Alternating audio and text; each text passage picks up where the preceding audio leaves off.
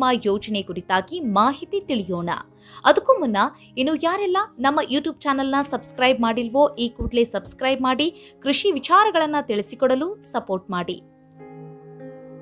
ಪ್ರಧಾನಿ ನರೇಂದ್ರ ಮೋದಿ ಅವರು ಮೊದಲನೇ ಬಾರಿ ಪ್ರಧಾನಮಂತ್ರಿಯಾಗಿದ್ದ ಅವಧಿಯಲ್ಲಿ ಅಂದ್ರೆ 2016 ಫೆಬ್ರವರಿ 16ರಂದು ಪ್ರಧಾನಮಂತ್ರಿ ಫಸಲ್ ಭೀಮಾ ಯೋಜನೆಯನ್ನ ಜಾರಿಗೊಳಿಸಿದ್ರು. ಹೀಗಾಗಿ ಇವತ್ತಿನ ವಿಡಿಯೋದಲ್ಲಿ ಈ ಯೋಜನೆಯನ್ನ ಯಾಕಾಗಿ ಜಾರಿಗೊಳಿಸಿದ್ರು, ಇದರ ಉದ್ದೇಶ ಏನು, ವಿಶೇಷತೆ ಏನು, ಇದರಿಂದ ರೈತರಿಗೆ ಆಗುವ ಉಪಯೋಗಗಳೇನು, ನೀವು ಈ ಯೋಜನೆಯನ್ನ ಸದುಪಯೋಗ ಮಾಡಿಕೊಳ್ಳಬಹುದೇ, ಹಾಗಾದ್ರೆ ನೀವು ಏನೆಲ್ಲ ಅರ್ಹತೆಯನ್ನು ಹೊಂದಿರಬೇಕಾಗಿರುತ್ತೆ, ಅಷ್ಟಕ್ಕೂ ಯೋಜನೆ ಎಂತಹ ಸಂದರ್ಭದಲ್ಲಿ ನಿಮಗೆ ಅನುಕೂಲ ಆಗುತ್ತೆ, ಇವತ್ತಿನ ವಿಡಿಯೋದಲ್ಲಿ ಇನ್ ಡೀಟೇಲ್ ಆಗಿ ನೋಡ್ತಾ ಹೋಗೋಣ. ಈ ಹಿಂದೆ ರಾಷ್ಟ್ರೀಯ ಕೃಷಿ ವಿಮಾ ಯೋಜನೆ ಮತ್ತು ಮಾರ್ಪಡಿಸಿದ ರಾಷ್ಟ್ರೀಯ ಕೃಷಿ ವಿಮಾ ಇದ್ವು. ಈ ಎರಡು ಯೋಜನೆಗಳ ಬದಲಾಗಿ ಒಂದು ರಾಷ್ಟ್ರ ಒಂದು ಯೋಜನೆ ಎನ್ನುವ ಧ್ಯೇಯದೊಂದಿಗೆ ಪ್ರಧಾನಮಂತ್ರಿ ಫಸಲ್ ಭೀಮಾ ಯೋಜನೆಯನ್ನ ಜಾರಿ ಮಾಡಿದ್ರು. ಆದ್ರೆ ಯಾಕಾಗಿ ಯೋಜನೆಯನ್ನ ಜಾರಿಗೊಳಿಸಿದ್ರು ಅನ್ನೋದು ಬಹಳ ಪ್ರಮುಖವಾದ ವಿಚಾರ. ಹೇಳ್ತೀವಿ ಕೇಳಿ. ಒಂದೊಮ್ಮೆ ಬರ, ಒಂದೊಮ್ಮೆ ಅತಿಯಾದ ಮಳೆ, ಇಲ್ಲ ಸೈಕ್ಲೋನ್ ಎಫೆಕ್ಟ್, ಪ್ರವಾಹ, ನೈಸರ್ಗಿಕ ವಿಕೋಪ, ಪ್ರಾಣಿಗಳ ದಾಳಿ, ಹೀಗೆ ಸಾಲು ಸಾಲು ಸಮಸ್ಯೆಗಳ ಮಧ್ಯೆ ರೈತ ಯಾವುದೇ ಗ್ಯಾರಂಟಿ ಇಲ್ಲದೆ ಬೀಜ ಬಿತ್ತನೆ ಮಾಡಿ ಬೆಳೆಯಲು ಮುಂದಾಗ್ತಾರೆ. ಇಂತಹ ಸಂದರ್ಭದಲ್ಲಿ ಅತಿವೃಷ್ಟಿ ಅನಾವೃಷ್ಟಿಯಿಂದ ಬೆಳೆ ಹಾಳಾಗಿ ರೈತ ಕಣ್ಣೀರಿಡುವ ಪರಿಸ್ಥಿತಿ ಎದುರಾಗುತ್ತೆ. ಅಂದುಕೊಂಡಂತಹ ಬೆಳೆ ಬೆಳೆಯಲಾಗದೆ, ನಂತರ ಗೊಬ್ಬರ ಬೀಜಗಳಿಗೆ ಖರ್ಚು ಮಾಡಿದ ಸಾಲ ತೀರಿಸಲಾಗದೆ ರೈತ ಮನನೊಂದು ಆತ್ಮಹತ್ಯೆಗೆ ಶರಣಾಗುವ ಎಷ್ಟೋ ಘಟನೆಗಳು ನಿಮ್ಮ ಮುಂದಿವೆ. ಇಂತಹ ಸಮಸ್ಯೆಗಳಿಂದ ರೈತರನ್ನ ಬಚಾವ್ ಮಾಡಬೇಕು, ಪಾರು ಮಾಡಬೇಕು ಎಂಬ ಉದ್ದೇಶವನ್ನ ಹೊಂದಿರುವ ಯೋಜನೆಗೆ ಪ್ರಧಾನಮಂತ್ರಿ ಫಸಲ್ ಭೀಮಾ ಯೋಜನೆ ಅಂತ ಕರೀತಾರೆ. ಈ ಯೋಜನೆಯಲ್ಲಿ ರೈತರ ಸಹಾಯಕ್ಕೆ ನಿಂತಿರುವ ಕೇಂದ್ರ ಸರ್ಕಾರ ಮತ್ತು ರಾಜ್ಯ ಸರ್ಕಾರ ಹಾಗೆ ವಿಮಾ ಕಂಪನಿಗಳು ಇವರೆಲ್ಲರೂ ಸೇರಿ ರೈತರಿಗೆ ಆದ ಹಾನಿ ನಷ್ಟದ ಹಣವನ್ನ ಹಿಂದಿರುಗಿಸಲು ಮಾಡಿದ ಯೋಜನೆಗೆ ಪ್ರಧಾನಮಂತ್ರಿ ಫಸಲ್ ಭೀಮಾ ಯೋಜನೆ ಅಥವಾ ಬೆಳೆ ವಿಮೆ ಯೋಜನೆ ಅಂತಲೂ ಕರೀತಾರೆ. ಹೌದು, ಯಾವುದೇ ಗ್ಯಾರಂಟಿ ಇಲ್ಲದೆ ರೈತರು ಬೀಜ ಬಿತ್ತಲು ಮುಂದಾಗ್ತಾರೆ. ಒಂದೊಮ್ಮೆ ಮಳೆಯಾಗುವುದಿಲ್ಲ, ಆಗ ರೈತ ಬಿತ್ತಿದ ಬೀಜಗಳು ಮೊಳಕೆ ಹೊಡೆಯುತ್ತಿಲ್ಲ. ಅಷ್ಟೇ ಯಾಕೆ, ಬಿತ್ತಿದ ಬೀಜಗಳು ಪ್ರವಾಹಕ್ಕೆ ಬಲಿಯಾಗಿ ಕೊಚ್ಕೊಂಡು ಹೋಗುವ ಸಾಧ್ಯತೆ ಇರುತ್ತೆ.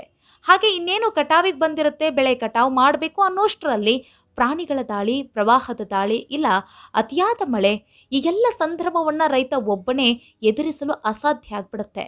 ಹೀಗಾಗಿ ರೈತರು ಧೈರ್ಯದಿಂದ ಬೀಜವನ್ನ ಬಿತ್ತಲು ಮುಂದಾಗಬೇಕು. ಬೀಜ ಬಿತ್ತುವ ಸಂದರ್ಭದಿಂದ ಹಿಡಿದು ಕಟಾವಾಗಿ ನಿಮ್ಮ ತೋಟದಲ್ಲಿ ಶೇಖರಿಸಿ ನಂತರ ಮಾರುಕಟ್ಟೆಗೆ ನೀವು ತೆಗೆದುಕೊಂಡು ಹೋಗುವವರೆಗೂ ಕೂಡ ನಿಮಗೆ ಈ ಯೋಜನೆ ಸಹಕಾರಿಯಾಗಿದೆ. ವಿಪತ್ತಿನ ಸಂದರ್ಭದಲ್ಲಿ ನಿಮಗೆ ಆದ ನಷ್ಟವನ್ನ ಭರಿಸಿ ನಿಮ್ಮನ್ನ ಕಷ್ಟದಿಂದ ಪಾರು ಮಾಡಲು ಈ ಯೋಜನೆ ನಿಮಗೆ ಉಪಯೋಗವಾಗಲಿದೆ. ಆದರೆ ವಿಪರ್ಯಾಸ ಅಂದ್ರೆ ಎಷ್ಟೋ ಜನಕ್ಕೆ ಈ ಯೋಜನೆಯ ಮಾಹಿತಿ ಗೊತ್ತಿಲ್ಲ. ಹಾಗೆ ಈ ಯೋಜನೆಯಿಂದ ಆಗುವ ಉಪಯೋಗ ಮತ್ತು ಯೋಜನೆಯನ್ನ ಸದುಪಯೋಗ ಪಡೆಯಲು ರೈತರು ಏನೆಲ್ಲ ಮಾಡಬೇಕು ಅನ್ನೋ ಪ್ರೊಸೀಜರ್ ಗೊತ್ತಿಲ್ಲದೆ ರೈತರು ಈಗಲೂ ಈಗೆಲ್ಲ ಕಷ್ಟಗಳನ್ನು ಅನುಭವಿಸ್ತಾ ಇದ್ದಾರೆ, ಕಣ್ಣೀರಿನಲ್ಲಿ ಕೈ ತುಳಿತಾ ಇದ್ದಾರೆ. ಹಾಗಾಗಿ ನಮಗೆ ಗೊತ್ತಿರುವಷ್ಟು ಮಾಹಿತಿಯನ್ನ ನಿಮ್ಮ ಜೊತೆ ಹಂಚಿಕೊಂಡಿದ್ದೇವೆ. ನೀವು ಕೂಡ ಈ ವಿಡಿಯೋ ಏನಾದರೂ ನಿಮಗೆ ಇಷ್ಟ ಆಗಿದ್ರೆ, ಸಮಂಜಸ ಅನಿಸಿದ್ರೆ ನೀವು ನಿಮ್ಮ ಸುತ್ತಮುತ್ತಲಿನ ರೈತರಿಗೆ ಈ ವಿಡಿಯೋವನ್ನ ಶೇರ್ ಮಾಡೋ ಮೂಲಕ ಅವರನ್ನ ಕಷ್ಟದಿಂದ ಪಾರು ಮಾಡಿ. ಈ ಯೋಜನೆಯ ಉದ್ದೇಶ ಗೊತ್ತಾಯಿತು, ಈ ಯೋಜನೆಯಿಂದ ರೈತರಿಗೆ ಏನೆಲ್ಲ ಉಪಯೋಗವನ್ನ ಪಡಿಬಹುದು ಅನ್ನೋದು ಗೊತ್ತಾಯಿತು. ಆದರೆ ಈ ಯೋಜನೆಯನ್ನ ಹೇಗೆ ಸದುಪಯೋಗ ಮಾಡಿಕೊಳ್ಳೋದು, ಏನೆಲ್ಲ ಪ್ರೊಸೀಜರ್ ಇರುತ್ತೆ, ಹೇಗೆ ಅರ್ಜಿ ಸಲ್ಲಿಸಬೇಕು, ಬೆಳೆ ಏನಾದರೂ ಹಾಳಾದರೆ ನಾವು ಯಾರಿಗೆ ಹೋಗಿ ಕೇಳಬೇಕು, ನಮಗೆ ಹಣ ಎಷ್ಟು ಹಿಂತಿರುಗುತ್ತೆ, ಇದೆಲ್ಲವನ್ನ ನೋಡೋಣ. ನಾನು ಮೊದಲೇ ಹೇಳ್ದಂಗೆ ಈ ಯೋಜನೆಯಲ್ಲಿ ವಿಮಾ ಕಂಪನಿಗಳು ಕೂಡ ಜಂಟಿಯಾಗಿ ಕಾರ್ಯನಿರ್ವಹಿಸ್ತಿವೆ. ಅಂದ್ರೆ ಇವತ್ತು ಮನುಷ್ಯನ ಜೀವದಿಂದ ಹಿಡಿದು ಮಾರುಕಟ್ಟೆಯಲ್ಲಿ ತೆಗೆದುಕೊಂಡ ವಸ್ತುಗಳು ಹಾಗೆ ಮನೆ, ಭೂಮಿ ಎಲ್ಲದಕ್ಕೂ ಕೂಡ ಇನ್ಶೂರೆನ್ಸ್ ವ್ಯವಸ್ಥೆ ಇದೆ. ನೀವು ಕೂಡ ಆ ಎಲ್ಲ ಇನ್ಶೂರೆನ್ಸ್ ಅನ್ನ ಮಾಡಿಸ್ಕೊಂಡಿರ್ತೀರಿ. ಹೀಗಾಗಿ ನಿಮಗೆ ಒಂದಷ್ಟು ಇನ್ಶೂರೆನ್ಸ್ ಬಗ್ಗೆ ನಾಲೆಜ್ ಇದೆ ಅಂತ ನಾನು ಭಾವಿಸ್ತೀನಿ. ಈ ಫಸಲ್ ಭೀಮಾ ಯೋಜನೆಯು ಕೂಡ ಹಾಗೆ ಒಂದು ಟೈಮ್ ಲೈನ್ ಇರುತ್ತೆ. ಖಾರಿಫ್ ಸೀಸನ್ ಮತ್ತು ರಬಿ ಸೀಸನ್ ಈ ಎರಡು ಕಾಲಾವಧಿಯಲ್ಲಿ ಬೆಳೆ ಬೆಳೆಯಲು ಸಿದ್ಧರಾಗಿರುವ ರೈತರಿಗೆ ಆಯಾ ಜಿಲ್ಲೆಯ ಆಯಾ ಬೆಳೆಗಳಿಗೆ ದಿನಾಂಕವನ್ನು ನಿಗದಿಪಡಿಸಲಾಗಿರುತ್ತೆ. ಆ ದಿನಾಂಕದ ಒಳಗಾಗಿ ನೀವು ಯಾವ ಬೆಳೆಯನ್ನ ಬೆಳೀತಾ ಇದ್ದೀರಿ, ನೀವು ಎಷ್ಟು ಎಕರೆ ಜಮೀನಿನಲ್ಲಿ ಬೆಳೆ ಬೆಳೀತಾ ಇದ್ದೀರಿ ಅನ್ನೋದನ್ನ ದಾಖಲಾತಿ ಸಮೇತವಾಗಿ ಅರ್ಜಿಯನ್ನ ಸಲ್ಲಿಸಬೇಕಾಗುತ್ತೆ. ಕಾಮನ್ ಸರ್ವಿಸ್ ಸೆಂಟರ್ನಲ್ಲಿ ಹೋಗಿ ನೀವು ಅರ್ಜಿಯನ್ನ ಸಲ್ಲಿಸಬಹುದು. ನಂತರ ನೀವು ಯಾವ ಬೀಜವನ್ನ ಬಿತ್ತುತ್ತಾ ಇದ್ದೀರಿ, ಎಷ್ಟು ಎಕರೆಯಲ್ಲಿ ಅಥವಾ ಹೆಕ್ಟರ್ ವಾರು ಜಮೀನುಗಳಲ್ಲಿ ಬೆಳೆಯನ್ನ ಬೆಳೀತಾ ಇದ್ದೀರಿ, ಅದರ ಅನುಸಾರವಾಗಿ ನಿಮಗೆ ಸಮ್ ಅಶ್ಯೂರ್ಡ್ ಅಮೌಂಟ್ ಇರುತ್ತೆ. ಇದು ಬೆಳೆಯಿಂದ ಬೆಳೆಗೆ, ಜಿಲ್ಲೆಯಿಂದ ಜಿಲ್ಲೆಗೆ ಬದಲಾವಣೆ ಇರುತ್ತೆ. ಯಾವುದು ಕೂಡ ಒಂದೇ ರೀತಿಯಲ್ಲಿ ಇರೋದಿಲ್ಲ. ಹಾಗೆ ನೀವು ಕಟ್ಟಬೇಕಾದ ಪ್ರೀಮಿಯಂ ಅಮೌಂಟ್ ಕೂಡ ಇರುತ್ತೆ. ಅದು ಕೂಡ ಹಾಗೆ ಆಯಾ ಜಿಲ್ಲೆ ಮತ್ತು ಬೆಳೆಗೆ ಅನುಸಾರವಾಗಿ ಬದಲಾವಣೆಯಾಗಿರುತ್ತೆ.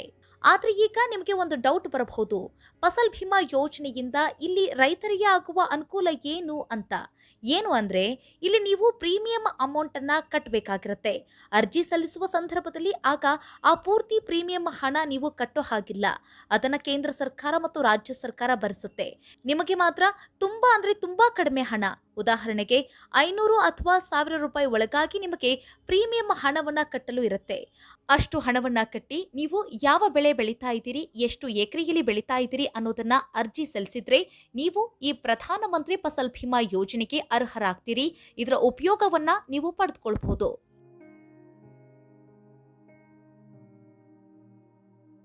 ಈಗ ಅರ್ಜಿ ಸಲ್ಲಿಸಿದ ನಂತರ ನೀವು ಬೆಳೆ ಬೆಳಿಲಿಕ್ಕೆ ಆರಂಭ ಮಾಡ್ತೀರಿ. ತದನಂತರ ಯಾವುದೇ ಪ್ರಾಕೃತಿಕ ವಿಕೋಪ ಎದುರಾದಾಗ ಈ ಯೋಜನೆ ಹೇಗೆ ಸಹಕಾರಿಯಾಗಿರುತ್ತೆ ಅನ್ನೋದನ್ನ ಒಂದೊಂದಾಗಿಯೇ ನೋಡೋಣ.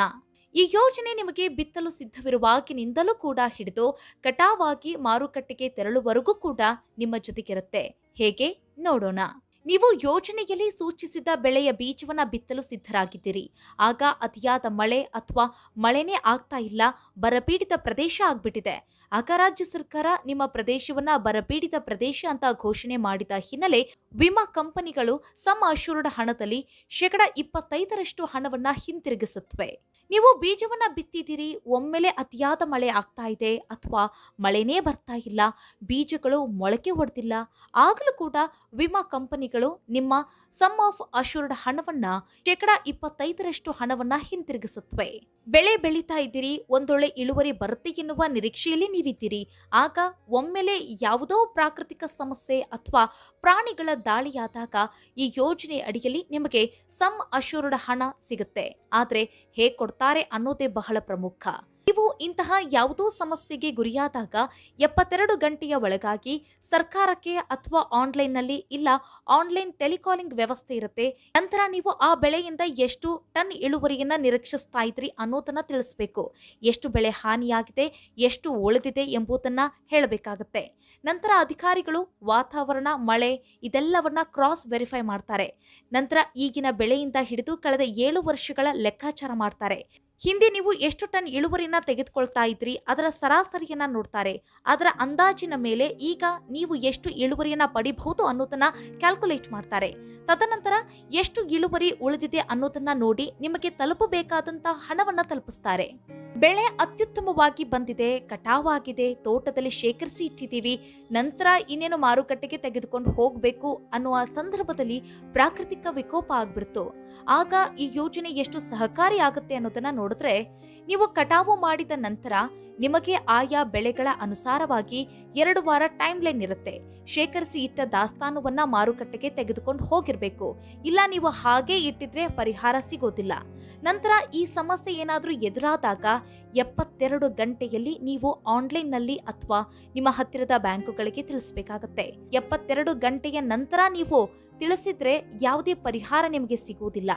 ಇದಿಷ್ಟು ಪ್ರಧಾನಮಂತ್ರಿ ಫಸಲ್ ಭೀಮಾ ಯೋಜನೆಯಿಂದ ರೈತರಿಗೆ ಆಗುವ ಉಪಯೋಗಗಳ ಮಾಹಿತಿ. ಈಗ ಯಾವೆಲ್ಲ ಸಮಸ್ಯೆಗಳು ಈ ಯೋಜನೆಗಳಿಗೆ ಅರ್ಹತೆಯನ್ನ ಪಡೆಯುವುದಿಲ್ಲ, ನೀವು ಪರಿಹಾರವನ್ನ ಪಡೆಯಲಿಕ್ಕೆ ಸಾಧ್ಯವಾಗುವುದಿಲ್ಲ ಅನ್ನೋದನ್ನ ನೋಡೋಣ. ನಿಮಗೂ ನೆರೆ ತೋಟದ ರೈತರಿಗೂ ಯಾವುದೋ ದ್ವೇಷ ಇರುತ್ತೆ. ಆ ದ್ವೇಷದ ಮಧ್ಯೆ ಬೆಳೆ ಹಾಳಾದ್ರೆ ಈ ಯೋಜನೆಯ ಮೂಲಕ ನಿಮಗೆ ಪರಿಹಾರ ಸಿಗೋದಿಲ್ಲ. ಸಮಸ್ಯೆಯಿಂದ ಬೆಳೆಯನ್ನ ಉಳಿಸಿಕೊಳ್ಳಲು ಸಾಧ್ಯವಿದ್ರೂ ಕೂಡ ನೀವು ಬೆಳೆಯನ್ನ ಉಳಿಸಿಕೊಳ್ಳದೆ ಕೈ ಚೆಲ್ಲಿ ಕೂತಿದ್ರೆ ಆಗಲೂ ಕೂಡ ನೀವು ಈ ಯೋಜನೆಯ ಮೂಲಕ ಪರಿಹಾರವನ್ನ ಪಡೀಲಿಕ್ಕೆ ಸಾಧ್ಯವಾಗುವುದಿಲ್ಲ. ಇದಿಷ್ಟು ಯೋಜನೆಯಿಂದ ರೈತರಿಗೆ ಆಗುವ ಉಪಯೋಗಗಳ ಮಾಹಿತಿ. ಈಗ ಈ ಯೋಜನೆಗೆ ಅರ್ಜಿಯನ್ನ ಹೇಗೆ ಸಲ್ಲಿಸಬೇಕು, ಬೆಳೆ ಹಾಳಾದಾಗ ಅದನ್ನ ಹೇಗೆ ತಿಳಿಸಬೇಕು ಅನ್ನೋದನ್ನ ಕ್ವಿಕ್ ಆಗಿ ನೋಡೋಣ. ನೀವು ನಿಮ್ಮ ಹತ್ತಿರದ ಕೃಷಿ ಸಂಪರ್ಕ ಕೇಂದ್ರಗಳಿಗೆ ಭೇಟಿ ನೀಡಿ, ಅಲ್ಲಿಯೂ ಕೂಡ ಈ ಯೋಜನೆಯ ಮಾಹಿತಿನ ನೀಡ್ತಾರೆ. ಅಥವಾ CSC ಕೇಂದ್ರಗಳಿಗೆ ಹೋಗಿ ಅರ್ಜಿಯನ್ನ ಸಲ್ಲಿಸಿ ಮಾಹಿತಿನ ಪಡೆದುಕೊಳ್ಳಿ. ಅಥವಾ ನಿಮ್ಮ ಹತ್ತಿರದ ಬ್ಯಾಂಕುಗಳಿಗೆ ಹೋಗಿ ಅರ್ಜಿಯನ್ನ ಸಲ್ಲಿಸಿ ಈ ಯೋಜನೆಯ ಉಪಯೋಗವನ್ನ ಪಡೆದುಕೊಳ್ಳಬಹುದು. ಇದಕ್ಕಿಂತ ಹೊರತಾಗಿ ಮನೆಯಲ್ಲಿ ಇದ್ದುಕೊಂಡೇ ಇದ್ದ ಜಾಗದಿಂದಲೇ ಆನ್ಲೈನ್ನಲ್ಲೂ ಕೂಡ ನೀವು ಅರ್ಜಿಯನ್ನ ಸಲ್ಲಿಸಬಹುದು. ಹೇಗಂದ್ರೆ ಪ್ರಧಾನಮಂತ್ರಿ ಫಸಲ್ ಭೀಮಾ ಯೋಜನೆ ಎಂದು ನೀವು ಗೂಗಲ್ ಅಲ್ಲಿ ಟೈಪ್ ಮಾಡಿ. ಆಗ ನಿಮಗೆ ಒಂದು ವೆಬ್ಸೈಟ್ ಓಪನ್ ಆಗುತ್ತೆ. ಆ ವೆಬ್ಸೈಟ್ ನಲ್ಲಿ ಅರ್ಜಿಯನ್ನ ಸಲ್ಲಿಸಿ ಈ ಯೋಜನೆಯ ಉಪಯೋಗವನ್ನ ಪಡೆದುಕೊಳ್ಳಬಹುದು. ಇದಿಷ್ಟು ಪ್ರಧಾನಮಂತ್ರಿ ಫಸಲ್ ಭೀಮಾ ಯೋಜನೆ ಅಂದ್ರೆ ಏನು, ಯಾವ ಉದ್ದೇಶದಿಂದ ಈ ಯೋಜನೆಯನ್ನ ಜಾರಿಗೊಳಿಸಲಾಗಿದೆ, ರೈತರು ಈ ಯೋಜನೆಯನ್ನ ಸದುಪಯೋಗ ಮಾಡಿಕೊಳ್ಬೇಕು ಅಂತ ಅಂದ್ರೆ ಏನೆಲ್ಲ ಅರ್ಹತೆಯನ್ನ ಹೊಂದಿರಬೇಕು, ಹಾಗೆ ಬೆಳೆ ಹಾಳಾದ ನಂತರ ಪರಿಹಾರವನ್ನ ಪಡೆಯುವುದು ಹೇಗೆ ಎನ್ನುವ ಕುರಿತಾದ ಸಂಪೂರ್ಣ ಮಾಹಿತಿಯಾಗಿತ್ತು. ಮುಂದಿನ ವಿಡಿಯೋದಲ್ಲಿ ಮತ್ತೊಂದು